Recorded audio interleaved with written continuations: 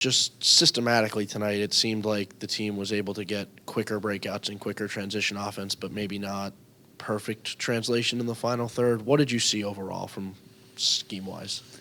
Yeah, no. Oops.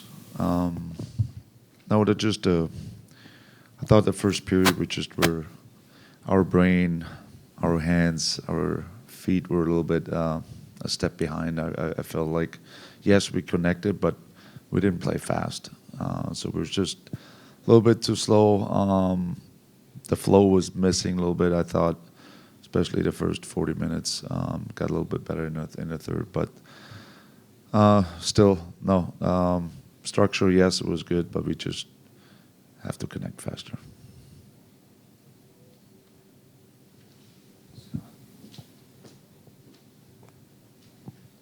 What went into flipping Potter and Arvidsson, and what did you kind of get out of that? No, I needed a little bit more from maybe both lines a little bit. That's why I tried it.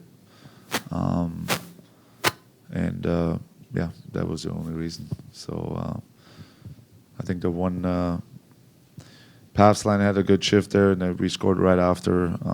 But yeah, I felt like I needed to do something just to get a little bit more life out of those two lines. You had mentioned this morning about Steves, and you wanted to see him kind of grind a little. Did you see that, and what did you think of the fourth line's play overall? Yeah, no, definitely. Especially the first half of the game, I played a little bit less in the third, but no, he did a good job. He's a thick body. He can battle. He can win some puck battles as well. And I used him one time, I think, on the BK too. So no, I liked him today. Marco, you talked a little bit about Poitras. Can you talk about Blumel and Minton on that third line too, and where they're at a week out from the regular season opener?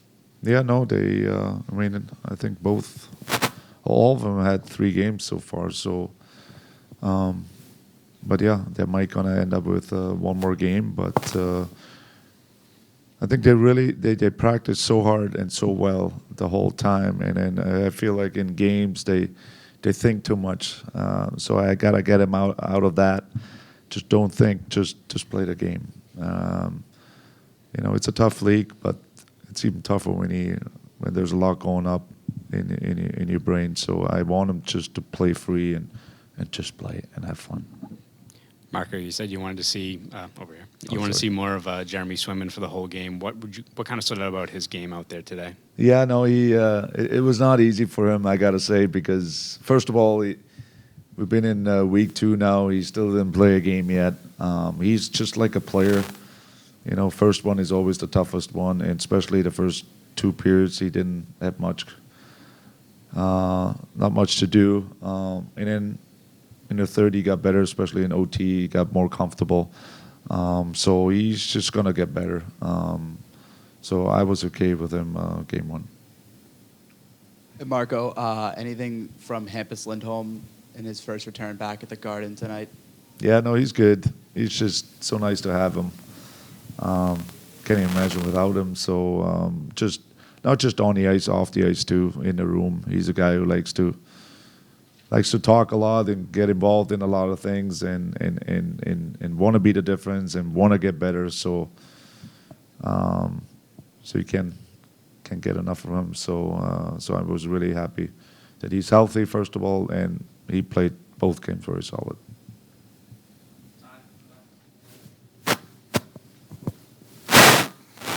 When you have Hampus and Charlie in the same lineup, what does that change for you? What are you able to do more that you can't when you're down one of those guys or both those guys? Well, it was a different lineup from Philly today, but usually there's some pretty good forwards on the other side, right? So and you need those big guys. You need them on the ice whenever McKinnon or Draisaitl or whatever it is, you need those guys. And if they're missing, then it's a big hole to fill, and it's not even fair to some young kids or some other guys who maybe can't even handle it. So that's why you need those big guys. You need them healthy, so they can play big minutes against big players.